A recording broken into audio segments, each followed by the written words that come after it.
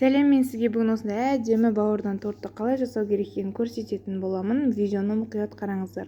Ең алдымен бізге қойдың немесе сиырдың бауыры қажет болады. Жылқыныкі болмайды, өйткені қатты қарайып кетеді. Осылай мясорубкадан өткізіп аламыз ең алдымен бауырды. Осылай дайын бауырымыздың үстіне сүт құямыз және де жұмыртқа салып, бір келкі масса болғанша әдемілеп венчикпен араластырып аламыз, қыздар.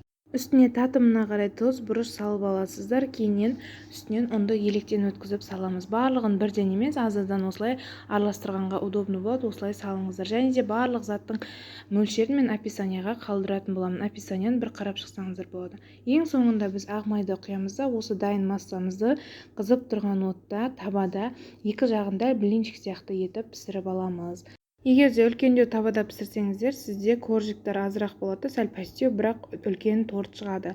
Ал ортасына начинкасына мен осылай сәбіз бен пиязды тұзбен бұрыш қосып дайын болғанша қуырып алдым. Енді соусын дайындаймыз. Сол үшін майонезға чеснок қосып дайындап алсақ болды, қыздар. Енді тортымызды беймарал жинай берсек болады. Бірінші бауырдың коржиктарын қоямыз, одан кейін майонез сеуіп, тағы да коржик, одан кейін ортасына начинкасын салып, дәл осылай жалғастыра отырып, полный жинап шығамыз, қыздар. Ал бетін әрлеу өздеріңіздің қалауларыңыз бойынша. Мен укроп, жұмыртқаның ағы және сарысымен безендірдім. Өте әдемі болады, дастарханды әдемі ашады, қыздар. Және де менің арнамда бауырдан жасалған котлеттің де рецептері бар, сондықтан арнама міндетті түрде тіркеліп алыңыздар. Сіздерге қызықты, пайдалы рецепттер өте көп болады менің арнамда.